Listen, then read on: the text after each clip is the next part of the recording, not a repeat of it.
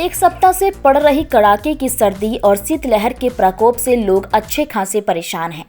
खासकर शीतलहर के प्रकोप ने किसानों की परेशानी बढ़ा दी है। सब्जी की खेती करने वाले किसान ज्यादा ही परेशान हैं।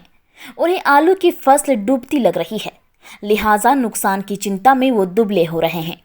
सब्जी की खेती में शीतलहर का सर्वाधिक असर आलू की फसलों पर ही पड़ रहा है। अहले सुबह व शाम के बाद पड़ रही कड़ाके की ठंड और शीतलहर का प्रकोप आलू की फसल के लिए बेहद नुकसानदेह साबित हो रहा है। शीतलहर से आलू की फसलों को पाला मारने लगा है। झुलसा रोग का खतरा बढ़ गया है। कई जगह खेत में आलू के पौधे पीले पड़ने लगे हैं। सरसों की फसल का भी यही हाल है। सरसों की फसल पर लाही का प्रकोप बढ़ गया है। इससे किसानों को भारी नुकसान होने की चिंता सता रही है। किसानों ने फसलों को पाला से बचाव के लिए फसलों की हल्की सिंचाई शुरू कर दी है। अभी खेत में सीम, गोभी, आलू, मटर, लहसुन व बैगन की फसलें खड़ी हैं और इन पर पाला का असर दिख रहा है। जिला कृषि पदाधिकारी राम ईश्वर प्रसाद ने बताया कि खेतों के मेड़ में घास फूस जलाकर धुआं करने से फसल के पास का वातावरण गर्म हो सकता है। इससे फसल पर पाला का प्रभाव कम पड़ता है। साथ ही फसल को पाला से बचाने के लिए खेतों की सिंचाई भी जरूरी है।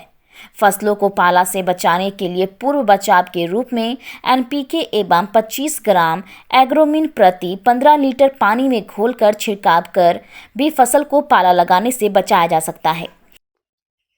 कोहरे से आपको क्या क्या नुकसान हो रहा है?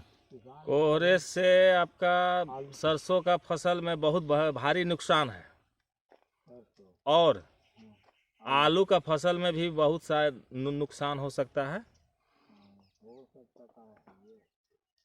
गेहूं का अति कोहरा से ठीक रहता है।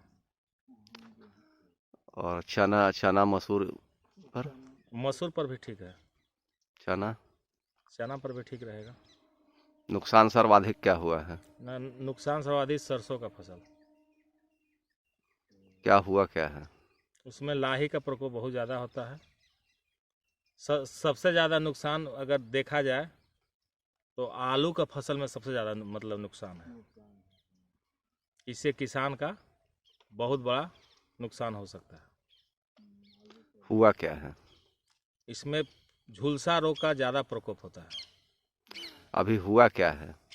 उसमें झुलसा रोग से सारा फसल नष्ट हो गया। और कोई नुकसान हुआ है? अति झुलसा रोग लगिए गया तो उसमें क्या और नुकसान हो सकता है? पूरा फसलें नष्ट हो गया तो अब क्या होगा उसमें? कुल मिला के देखा जाए तो आलू में बहुत ज़्यादा लागत लगता है। औरंगाबाद बिहार में देखा जाए तो 29 दिसंबर से कड़ाके की ठंड ने प्रवेश किया और लगभग देखे पिछले एक सप्ताह से सुबह सुबह कुहासा भी रह रहा है। कभी किसी दिन सूर्य की रोशनी भी नहीं दिखाई दे रही है।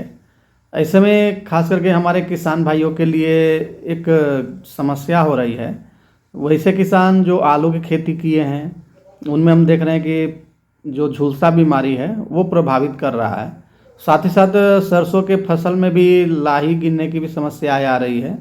तो ऐसे में किसान भाइयों को सचेत रहना चाहिए और अपने फसलों की निगरानी करें और किसी तरह की समस्या होती है तो वो कृषि विज्ञान केंद्र या कृषि पदाधिकारी ये से आप संपर्क करके उचित सलाह ले करके अपने पौधों का दवा का छिड़काव